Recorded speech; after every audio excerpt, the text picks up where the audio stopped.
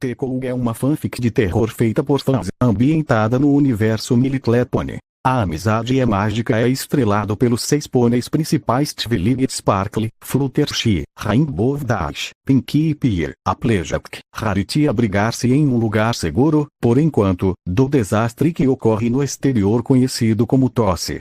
Este é um conto horrível de violência e morte, não é recomendado para potros ou fracos de coração.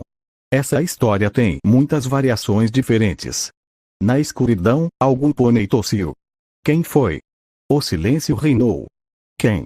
Uma fraca luz violeta surgiu. O chifre de Twilight Sparkle mal iluminava a sala apertada e sem janelas e os 6 pôneis lá dentro. Um mundo de roxos escuros e pretos escuros surgiu, cores distorcidas pela áurea monocromática do instrumento mágico. Sombras se acumulavam nos cantos, espreitando um